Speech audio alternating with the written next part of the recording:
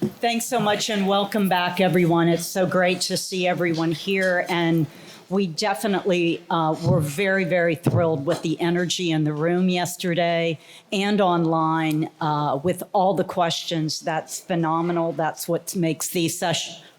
That's what makes these sessions to be very rich with all the Q&A and back and forth and dialogue. So we certainly hope that continues today. So with every session where we provide so much substance in one jam-packed day, there's just always one or two little things that we felt just give a few minutes more on to make sure everyone understands the foundation's policies and expectations.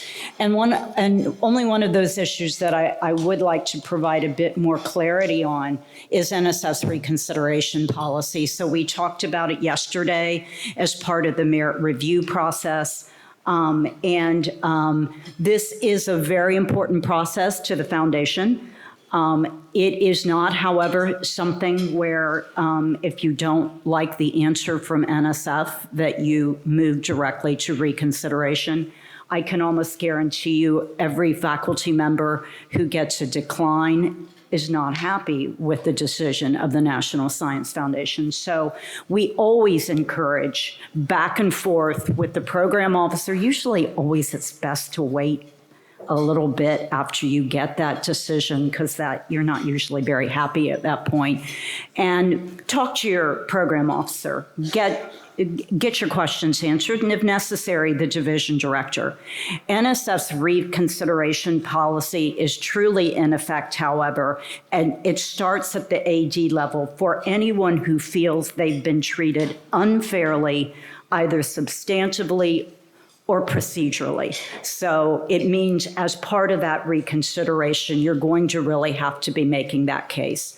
So it's not simply you don't like NSF's answer. There has to be a substantive or procedural inequity in that process. So I just wanted to add that clarity. So as Jeremy mentioned, we are going to change gears. I'm going to kick it off with some policy changes, some of which we discussed yesterday, so I'll be able to cover those quite quickly. A lot of times when I'm giving these policy updates, the faculty members' eyes close and they say this is a good time to get some more sleep. But unfortunately, with this particular PAP guide, this is action-packed, full of changes that impact both researchers and research administrators. So I'm going to cover some recent changes in NSF's proposal and award policies and procedures guide. Yes, we talked about it yesterday. Someone inferred that, Sean, that it was only the third most important document after the Constitution and then 2 CFR 200. And I would simply like to say that until we implement 2 CFR 200 in the PAP guide, so I'm elevating it back up to number 2. So we're going to talk about some of those changes, effective dates, things like that, as well as our plan to implement the new the new uniform guidance that came out in April. Lots of big changes in there, and so I'm going to talk about that a bit. So here is the cover page. You saw it many times yesterday. And you note on the top, it says effective for proposals submitted or due on or after May 20, 2024. And it was alluded to yesterday that you faculty are extremely smart people. We know that. Don't spend your time being smart trying to get around the implementation of the new PAP guide. So it truly is for anything submitted or due. So something, if I submit it early, I don't have to follow the new guidance, even though the deadline date is after May 20. That is not the case. In fact, for those of you who did have a due date after May 20 and you submitted it before, you got a nice little love note from our division of what used to be Information Systems, now it's OCIO, letting you know that you have to make some updates to your biographical sketch and current and pending other support. And I'm going to be talking about that during this part of the session. But again, this particular PAP guide is effective for proposals submitted or due on or after May 20. Let me also make it very clear, it was mentioned a number of times yesterday, yes, this is updated annually. And folks are like, why do you do that?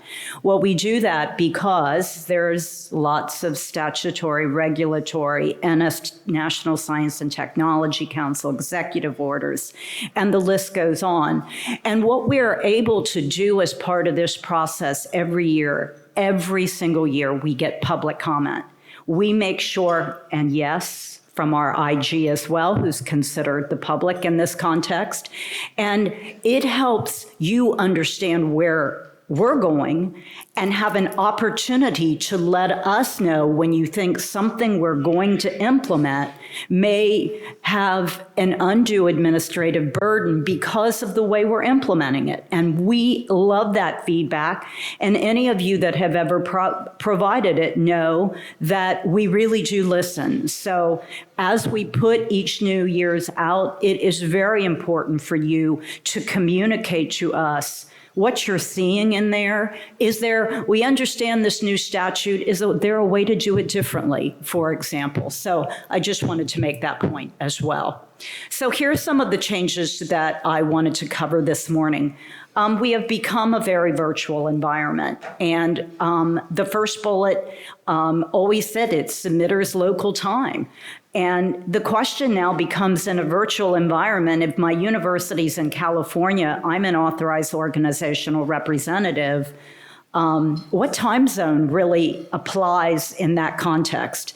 And so we're making it very clear that it is tied to your submitting organization's time. And that is when, as we noted yesterday, a deadline date or any due date has to be submitted by. So we also clarified some language on foreign organization eligibility. Now, NSF has a longstanding policy of funding of foreign organizations. In fact, it is a policy which is different than other federal agencies. They are mission agencies, and so they're going wherever the science is that needs to be funded. NSF, however, has a policy where if we love international collaboration, that is vital, absolutely vital to the research enterprise. But how we definitely like to see those go is that the US or NSF will pay for our side of the funding, and the international organization, their government, will pay for their portion. And that's why we have only 15 or so direct awards to foreign organizations. We simply don't fund a lot of those. And so, and even in those contexts, it's usually to pay dues to an international organization. So our IG wanted to do a review of NSF's policies on and looking at the awards that we made to foreign organizations, direct awards, and they said there's nothing here. So they did not do that review because we do not do it that way. However, we made it very clear that there are certain cases where you may want to have a foreign subaward or a foreign consulting arrangement. And in those cases, we have made it very clear that you have to provide some justification for that.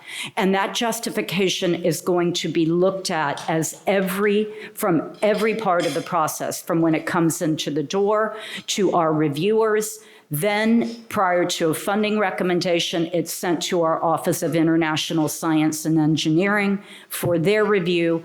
And then finally, the Division of Grants and Agreements looks at it as well. So when you want to have a foreign consulting arrangement or subaward, these are the standards that must be met. And by the way, this is not in the budget justification. This is put in the project description itself.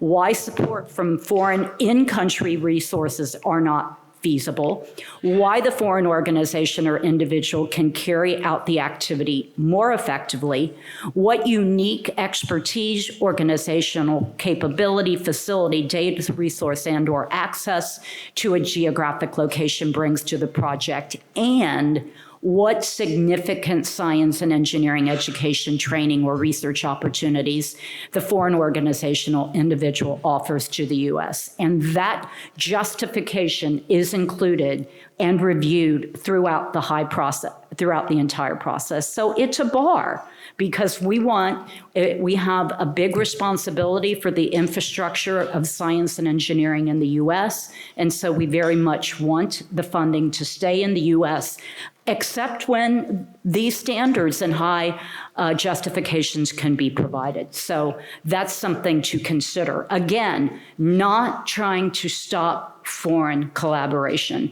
That is so vitally, vitally important to the process. So here's one that specifically, very directly impacts the researchers in this room. And it came out of CHIPS and Science Act of 2022 and has to do with malign foreign talent recruitment programs. And what this new implementation basically states, and by the way, this is not just the National Science Foundation. This applies to all federal research funding agencies. So any individual who is a current party to a malign foreign talent recruitment program is ineligible to serve as a senior key person on an NSF proposal and award. We, however, at NSF do not retroactively implement requirements. So this applies only to new proposals submitted on or after May 20. This is a definite change, folks. And we have a definition of malign foreign talent recruitment program in the PAP guide. We did not try to be creative. We copied it directly from CHIPS and Science Act of 2022. And it has a Part A that provides characteristics, if you will, of what a malign foreign talent program is. And then Part B, it indicates countries of concern. Those countries of concern, you will hear these countries multiple times: China, Russia, Iran, and North Korea. If you had a past, you were a party to one of these agreements in the past, it doesn't make you ineligible until you get a new award on or after May 20. And that means you can't serve as a senior key person. We also have added a new certification. I'm going to be talking about that more in the biographical sketch, and current and pending other support that says, I certify that I am not a party to a malign foreign talent recruitment program.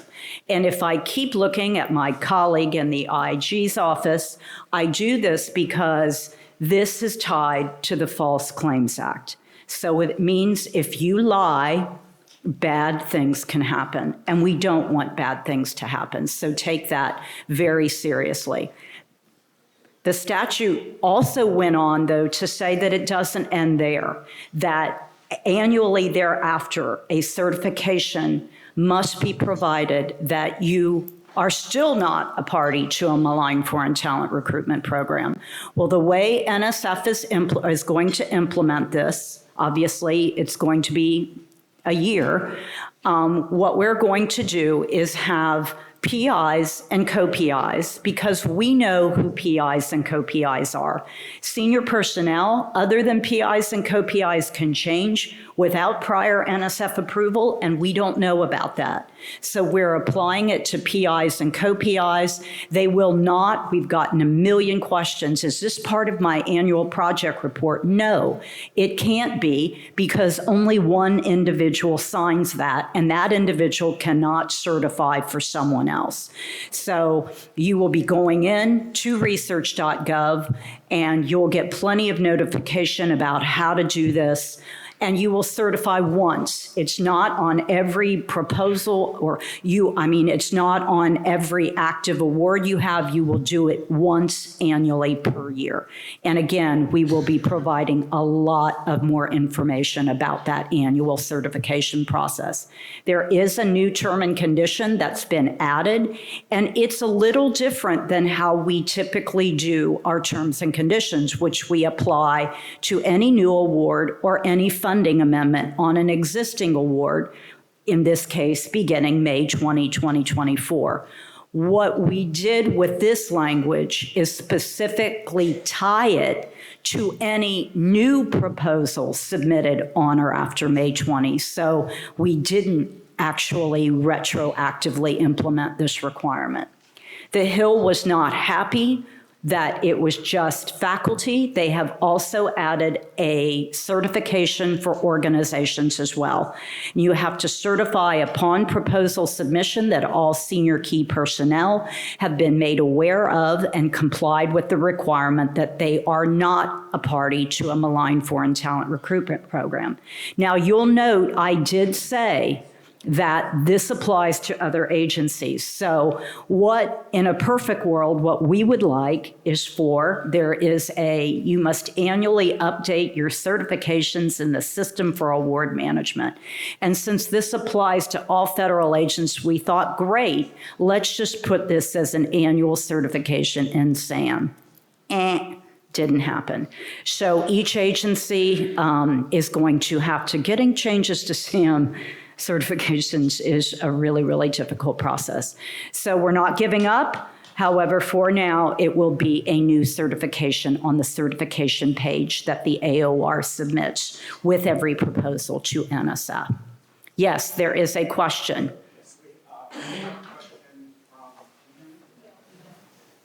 No, that's not on. Okay, how about now? Yeah. Okay, so an award has been made, and the PI determines that they want to make, they have a new consultant that is foreign. What do they need to do in terms of a justification for that? So if that's the case, post-award, there really is not a post-award requirement to that particular issue. The award has already been made. And so at that point, what you would be doing is reporting that in the annual project report where you talk about the participants in that project, and you would identify the new individual that way. But there isn't a post-award piece to that particular requirement. Yes, Samantha. Can international students who are approved to work in the U.S. work on an NSF-funded grant? Oh, I love this question because we get it all the time. And the answer is NSF has, first of all, they have to be legally here, have an affiliation with your institution, but unless it is applied in statute, meaning research experiences for undergraduates, most of our postdoctoral fellowship programs have a citizenship, permanent resident, or national requirement. But other than that, you can absolutely be a student from an international country and be reflected on an NSF award. Now, let me put a caveat to that, because we got a great question the other day about this same issue, where the student was in X country. I'm not going to say any names of any countries. They were in X country, but they were accessing NSF systems and the institutional system. And the institution had a prohibition based on cybersecurity, about access. So that's not an NSF position. It very much could be your own institution's cybersecurity policies, which we would tell you absolutely must follow. So there isn't, unless there's a statute, yes, you can serve, but if that student wants to access systems from abroad, there may be cybersecurity issues that you want to discuss with your institution. Okay, another super fun one. So we had another CHIPS and Science requirement, that has been implemented in 24-1, and it's regarding submission of something called a post-award foreign financial disclosure report. And this applies to any institution of higher education that receives an award or a funding amendment on an existing award made on or after May 20. Now, what's unusual about this one is that it's an institutional report, meaning it's done once per year. And it is invoked, and it will likely, with each new award and funding amendment, it will apply to, everyone in this room virtually. You'll have to submit one of these reports. Now, we also, the way we've implemented it, we will be requiring a negative report, meaning you will go into the system. I'm going to talk about that a little more. You will go into the system, you'll answer 2 questions, and then you'll provide that lovely certification. And that the rest of this does not apply. So again, annually, negative reports are required. We have set up a system in research.gov to do this. A new system. I have to congratulate our OCIO's office. They developed this system in an amazingly short amount of time. What do you have to report? You have to report any gift or contract with a cumulative value of $50K or more from a country of concern. You just heard that with Malign Foreign Talent Recruitment Program. They are, again, China, Iran, Korea, North Korea, and Russia. Now, many of you may know that are on the institutional level that twice a year you have to do 117 reporting from the U.S. for the U.S. Department of Education. And what that is any foreign gift or contract from any country over $250,000. So we did work very closely, given that one is a very small subset of the other. We tried very, very hard to make them as consistent as we could with our implementation. Now, the reports are going to be submitted by July 31st of each calendar year. Going to talk about that in a moment. You obviously, as with everything, document in your records. NSF can actually request any contracts, agreements, or documentation associated. We have worked very closely with our Office of the Inspector General on this implementation because it is very likely that if NSF would see something and ask for a copy of it, we will provide it to our Office of the Inspector General. Now, this means that you're going, okay, so program office, this is a report that will be reviewed by our Office of the Chief of Research, Security, Strategy, and Policy, OCRISP. We're going to have an OCRISP presentation later today. If you are an organization that's other than an institution of higher education, you're not required. They did it just like CHIPS 117 reporting for education. It is just for institutions of higher education, and a new term and condition has been added to implement this. So this is the timing of this. The reporting for year 1 is July 1st, 2023 to June 30, 2024. And we opened the system with a demo site, and any individual that has a role of foreign financial disclosure report preparer, I know that's not the most creative, but we couldn't come up with anything better, will have access to this demo site. But that's good for all of you because every AOR was automatically given that role. And so you will, if at your discretion, take people off if you have certain people that do it, and many large institutions do. We are giving you, it's effective. Any new award has a term and condition, and any funding amendment made on or after May 20 is going to have this term and condition. For the first year, we are giving you a one-time good deal. and saying that instead of getting it in by July 31st, you will have until September 3rd, 2024. After that, it will be late. And if you don't submit, you're going to keep getting reminder notices. If you don't submit, obviously, we will know who you are. And obviously, the first year, we understand that this is going to be, different because it's something very new. If you're going to be late, there is a process to request an extension. Those will all go through our Office of the Chief of Research, Security, Strategy, and Policy. Do not send them to your program officer.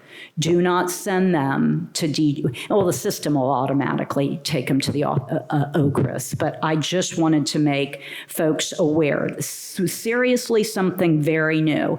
And the Hill is watching this extremely closely. Now, we understand with new systems, there's always lots of questions. We did a lot of work with a group of professional research administration societies in our development of this. Council on Governmental Relations, American Council on Education, APLU, AAU, American Association of Independent Colleges and Universities. And one of the biggest things that they pointed out was that, $50,000 is not a lot of money. And we have a student and their parent wants to pay for them to go to school in the U.S. And so we got lots of questions. $50,000 is not very much. So we worked on this issue and made the determination that if a parent is doing that, it's for their student, children or child or children, that is not reportable. However, if you get a gift or contract that is paying the tuition and it's tied to students from a particular country, and we list some more examples in the PAP guide, those would be reportable items. We are going to go through all of this on a webinar and demo on July 9th, and we're going to have 2 sets of office hours, and July 16th from 2 to 3 and July 31st from 2 to 3 to get all of your questions answered. So please come and hear what we have to say. So mentoring plan, we covered this well yesterday. So I'm not going to spend a lot of time. I will only simply reiterate the fact that these are not 2 separate reports, one for graduate student, one for postdocs. It is one plan and it is one plan for the entire collaboration. So if it's a separately submitted collaborative, one plan. If it is an institution and a subaward, one plan. So I definitely want to make that clear as well. You can, and we do provide in the guidance in the PAP guide, the ability to separate out, here's how I'll train grad students and here how I train postdocs, but it's still the one-page mentoring plan. So, I think you got this one. We covered it yesterday. What we didn't cover was another CHIPS in science. And it is about individual development plans. So the postdoc associations, the graduate students associations, clearly are going to the Hill and saying they're not being mentored because we're seeing multiple requirements on mentoring or developing the next generation of scientists and engineers. So any graduate student and postdoc with substantial support must have an individual development plan, which is updated annually, which maps to educational goals, career exploration, and professional development. NSF has defined substantial support as any individual who's received 1% more of support during the annual reporting period. And yes, we have added in addition to what the PI or any co-PI provides that says this report is accurate, current, and complete, and then has the False Claims Act language, it also says that there is individual plan for graduate students and postdoctoral researchers. So there is a new term and condition that's been added regarding this post-award term. Yes. Good morning. I have a question. I need to go back to the reporting, the $50,000 Yes. reporting requirement. I am at a nonprofit independent institution, so not an IHE, doesn't apply to us. Nope. But we have awards with sub-awards to universities. This is direct fund. And first of all, I'm glad you asked that because this is only direct support. It does not apply to any sub-awardee organization. It's direct awards. But your bottom line is that you are the person submitting the report, your nonprofit. It doesn't apply to you, and it doesn't matter about the sub-awards. Perfect. So Thank you. one-time good deal for you. So most other people will not have that ability.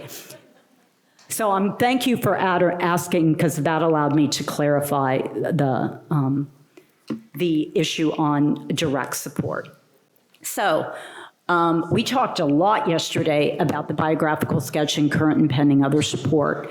And I alluded to the fact that I would be talking about this today. So the National Science and Technology Council has a research security subcommittee. They implemented and issued documents called NSPM 33, and then NSPM 33 implementation guidance. And in that guidance, it talked about the necessity of harmonizing federal disclosure requirements. We consider disclosure requirements in this context the biographical sketch, current and pending other support, and actually a single copy document called collaborators and other affiliations. But this activity has been ongoing for multiple years. And I can tell you that NSF and NIH co-chaired this working group, me. So if anyone asks you to develop a common-wide form for the federal government, I would run as quickly as possible. This was a mind-bogglingly complicated process because typically when we do common forms, Jeremy, you stole 3 minutes of my time, so I hope I get those back. Here's the deal. We typically have, for a project report, we'd involve program officers. For something administrative, we'd involve policy people from the agencies. This exercise was a little different because it was research security. So we had people like the FBI involved, and they wanted to see different things than maybe perhaps a federal research funding agency. A security agency might want to see more information. The Army Criminal Investigative Division literally wanted everything since the day you were born. So so this was a challenge, but we did harmonize these requirements for use by federal research funding agencies. And the forms ultimately developed reflect comment from the research funding agencies, and we published them for comment in the Federal Register, and we resolved every single comment. I would like to give a big shout out to Michelle Bowles because she was the co-chair from NIH. So both forms include the requisite certification. I mean, I know these are acronyms. NDAA stands for National Defense Authorization Act. In the year 2021, Section 223, that's where they imposed the requirement that any senior key person had to certify that the information was accurate, current, and complete. I already mentioned that the Malign Foreign Talent Recruitment Program certification. The PAP guide contains NSF's implementation of both common forms. The National Science and Technology Council required each agency to provide an implementation plan for implementation of these common forms. NSF was first out of the gate. and we have implemented them with this version of the PAP guide. But I am regularly in coordination with other federal research agencies, DHS, DOE, EPA, USDA, all of the DoD organizations. These forms apply to everyone. So a little more detail. Well, we use the term common form because that is an OMB term. The Office of Information and Regulatory Affairs, OIRA, clears all of these. And they had the idea to make this a common form. And what that means is one agency, the Stuckey in this particular context, gets to publish everything in the Federal Register, get all the comments resolved, and then it is cleared by OMB as a common form. And it literally is, they go through a process, but it's very easy to use another agency's common form. You have to go through a process with OMB, but by design, they want you to use common forms. They want harmony. They don't want to have to clear 17 versions of a bio sketch. They want to have a common form. So we are the steward. Sam, raise your hand. She developed this lovely website, not just for NSF, but for all research funding agencies. And the big circle is around the common form for BioSketch and the common form for current and pending. Other, because yes, NIH uses the term other support and refused to change. So now it's called current and pending in parens other support. I'm sorry, Bart, that you guys are getting picked on. There is also a definition, and I'm going to talk about that in a moment, but this is where you will find the information. As I mentioned, the National Science and Technology Council asked for that implementation plan. It will vary by agency. So we will be going through NSF's implementation. But what I wanted to do was not go over these in detail, they will be in your package, but show you that we absolutely did listen to the concerns expressed. So in the BioSketch, and we've used these terms for a few years now, says you got to identify any institution, professional, or academic position or appointment in your BioSketch. And folks said, what's the difference between an institutional appointment and an academic appointment? And so we said, wow, really good question. And we don't have a really good answer. So we were very fortunate that Crisp had he was working for that office for a short amount of time and may still be an expert for them. He was the science advisor for the president. He was VPR of the University of Oklahoma. And he helped us develop for use by all agencies definitions. So we did listen, and in the PAP guide, there are direct links to each of those. We did have certification that said, I'm certifying on behalf of myself that X, and the institutions of higher education were like, what do you mean? I'm certifying on behalf of they didn't understand the language, so we cleared that up. We also added the Malign Foreign Talent Recruitment Program to the common forms. Professional appointments, you are only required to identify with regard to professional appointments only those domestic and foreign professional appointments that are outside of your primary organization, because we understand you may have many professional appointments at your institution. So these are professional appointments outside of your organization. And then something else that came up yesterday, we got lots of comments from faculty that said, tell us, there's a product section, tell us which ones we should include.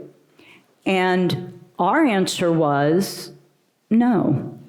We're not going to do that. Because why? Because the biographical sketch is used to assess the qualifications for the individual or team to carry out the project as proposed.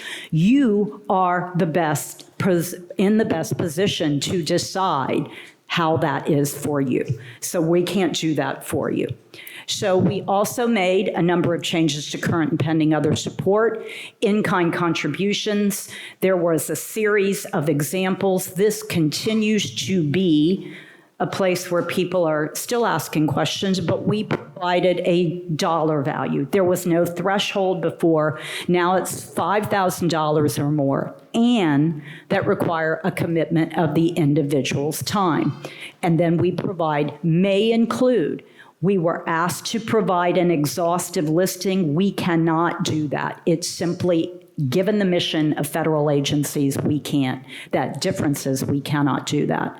We also clarified consulting to provide greater clarity on what had to be reported. So here's what we couldn't do. We couldn't address the implementation by the agencies. They wanted one system. They wanted only no ability for any agency to make any changes whatsoever.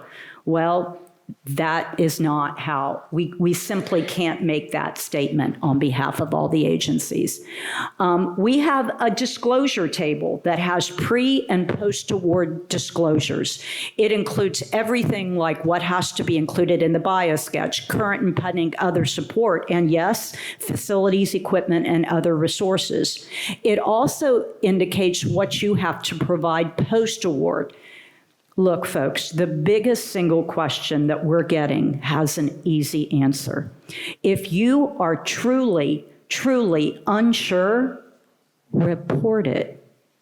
It's not, there has been no harm found whatsoever for an individual that reported something they did not have to report. So, I mean, people are trying to wrap their heads around these nuances, and what we're simply telling you is if you have that big of a concern over whether it should be reported or not, just report it. And we have kept those disclosure tables, and they are posted on that web page that I just showed you. Use of specific systems. They wanted one system. I'm going to show you how we're going to do it, but other agencies cannot commit to use of one system at this time. How are the data going to be used? We can't address that. Future changes, the one thing I can tell you is that any substantive change will go through reclearance.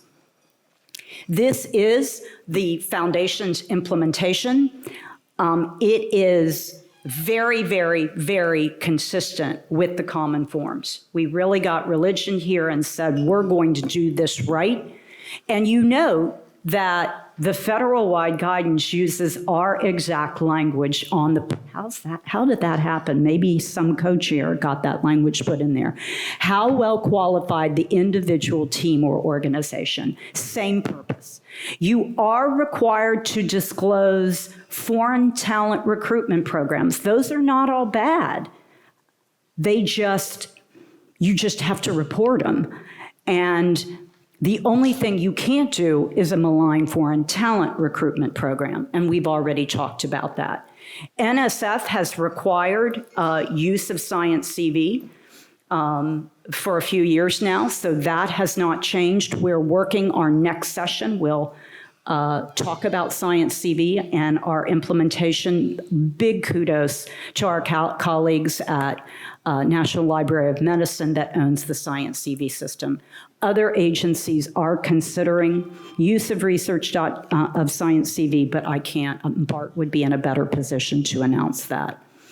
The only change that we have made to be fully compliant is that, as you know, 3 pages forever, what NSF requirement, that is gone. You have to report what you have to report, but basically because we've standardized it and it's the same basic categories with the exception of one that we asked for before at NSF, this was a relatively easy implementation, but no more page limitation on the biographical sketch. And we talked yesterday about synergistic activities, which was in our bio sketch, and now we talked yesterday about moving it into the senior key personnel documents section or person section of research.gov. Here are our whopping enhancement. We are so in line. It tells you that you have to enter a persistent identifier, PID, for the senior key person. We have picked ORCID. and ORCID is an optional data field, but do it because it can help you pre-populate forms. So absolutely get yourself an ORCID ID.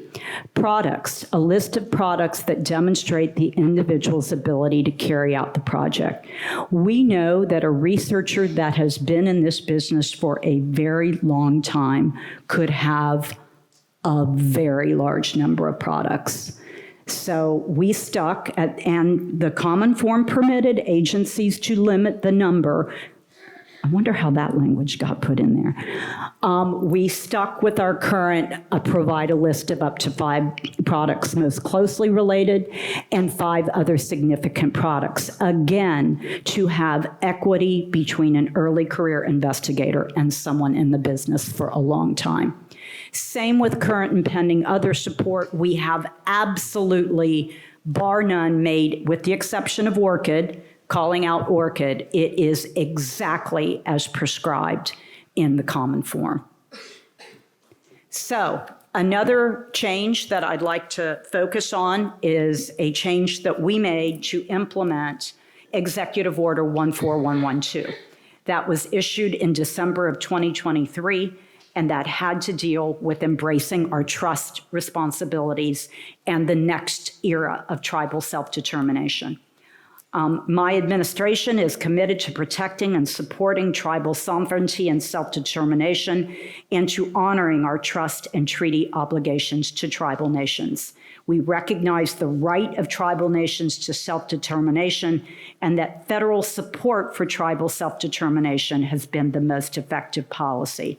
It goes on to say, now is the time to build upon this foundation by ushering in the next era of self-determination, policies, and our unique nation-to-nation relationships.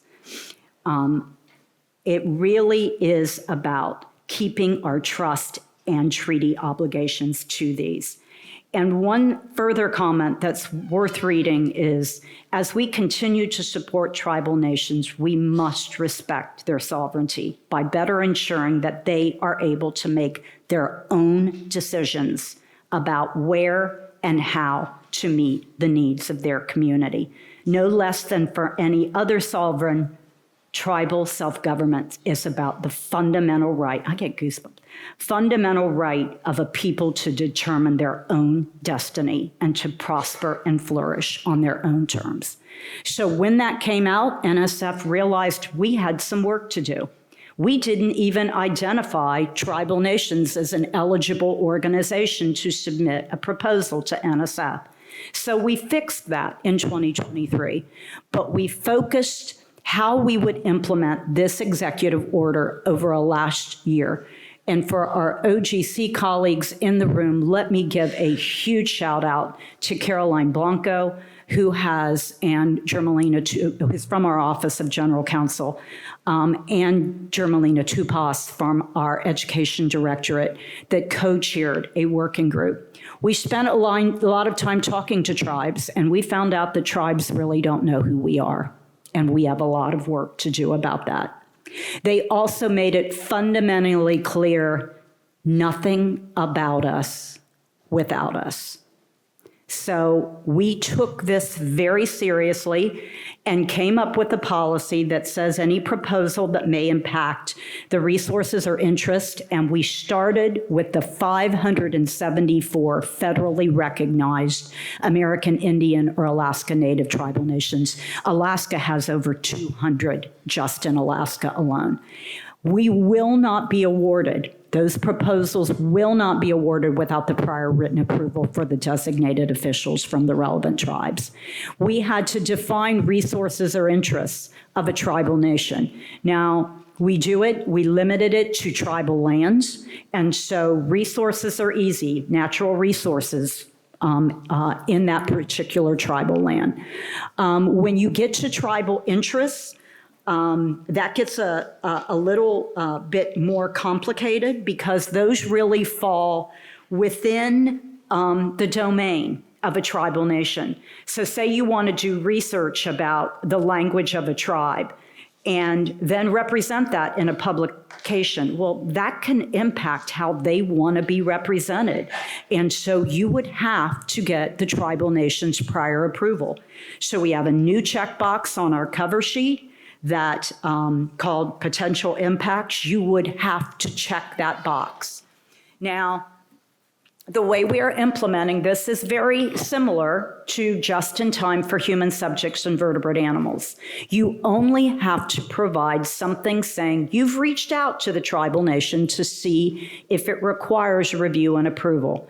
But prior to making that funding recommendation, we either have to have a written confirmation from the tribal nation that review and approval is not required, or a document providing the requisite approval. We will not make that award because we cannot. It would be very challenging for us with where we are with our treaty obligations to simply proceed as if we could do anything on their lands. They are a sovereign nation and have the ability to make those decisions. So what we are saying and what we know now is many faculty have been dealing with tribes for years. Many states have long-standing relationships with the tribes in their states. So it's going to be most complicated for those who have never dealt with a tribe before. So we're strongly encouraging you to reach out as early in the process as possible, because again, we will not fund that without the appropriate. Either it doesn't apply to us. We are developing a set of FAQs. We fully understand that this will be a bumpy first year. This does not, remember when I said this applies to tribal lands? It does not apply to oceans, because we know there are a lot of issues that are definitely our geosciences directorate was all over it for that. And we have been having meetings with Alaska, organizations in Alaska in particular, because they have some very, very unique issues to be addressed. Again, we're trying to prepare that set of FAQs. People wanted a common form, speaking of common forms, that could be used to reach out to the tribe. We can't make that decision on whether that's acceptable to that tribal nation. That tribal nation will have to tell you what they deem to be. Now, for all of you, can you put on your budget a permit fee? Because the tribe, this is a new requirement, and they're going, what are you doing, NSF, to build up our infrastructure? Well, that's really tough, because that's really not the mission of the National Science Foundation. But we are telling them that they can put stipulations or terms and conditions on that approval. They can charge permit fees to help them build up that infrastructure. We have a new proposal type, research opportunity supplemental funding request for predominantly undergraduate institutions. This was already in effect in a solicitation. We just standardized it across the foundation and made it a new supplemental funding request. Post-award addition of doctoral researchers or graduate students and post-award addition of a safe, inclusive working environment. Those were already in exist for proposals, but we had nothing that said what happens after an award is made. So we have addressed that as well. So very quickly now, we talked yesterday, okay, I'll admit it might be the third most important document in the federal government. But it was about reducing administrative burden of federal financial assistance. It had some very, very important goals about improving stewardship, promoting equitable access, reducing administrative burden, and facilitating stream and effective oversight of federal programs. Each agency was required to submit by May 15, 2024. NSF has done that. Our plan to implement. We will be taking a two-pronged approach. We will revise our grant general conditions. Right now, those cover for-profit organizations and state and local governments. We do use research terms and conditions, which is an interagency approach. The amount of time we were given just was not sufficient for us to be able to make that happen. So we will revise our grant conditions and add institutions of higher education and research nonprofits. We will be adding these new terms and conditions in accordance with the OMB guidance to any new award made on or after October 1st, 2024. We will be revising it, yes, in the 25-1 version of the PAP guide, but we will put advisory language on the top of every chapter and say, if there's something in the uniform guidance, like there were a number of thresholds changed in that document. If you haven't read it, research administrators, you gotta read that document. But we will be implementing those in the PAP guide for 2025. So with that, these are the outreach opportunities that we have. Jeremy does an amazing job at this, and this is just one of the outreach programs that he works. So thank you very much for your time and attention.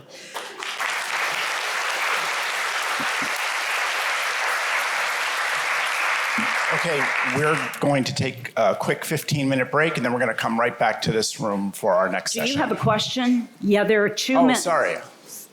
I robbed you of 2 minutes and 50 seconds. Yes, well, actually more than that, but I spoke fast. Hi, good morning. So I have a very quick question. So this individual development plan for the graduate student who has been on the NSF grant for more than substantial amount, like more than 1 month's salary, when we do annual reporting, do I have to report in that, or is it something that...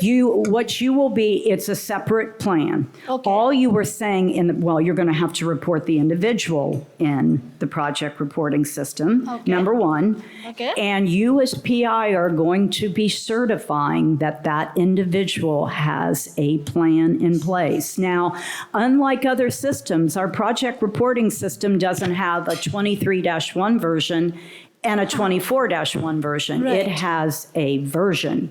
So that means any report submitted on or after May 20, you're going to have to certify that those plans are in place for any grad student or postdoc working a person month or more. Okay, thank you. Let's go over to the left over here. Hello. Is the when the PAPPG is updated, does it update at the same URL, or do we need a new URL every time it Samantha updates? Hunter is going to answer that question. It's the same URL. The URL will be the same for the current PAP guide, but it'll remain the same for if we're in 24-1, it'll stay 24-1, but if you want to look at 25-1, that working URL is different because it has to always be the current one. But then when the effective date hits, it goes to that same .papg, URL. Thank you very much. You're welcome. And right here. Yes. So for RUIs and PUIs, it is implicit that if we add that as a supplementary document, like the impact statement on a PUI, I can apply like that, or I should write to the program officer saying like if this could be an opportunity also as a PUI. Okay, to which part of the proposal are you talking about?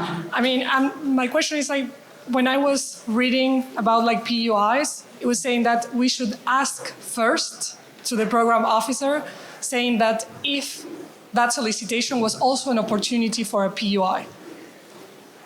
Okay, let's talk about that offline. Okay. Okay, we'll And- see you back in 15. Okay, thank you, everyone.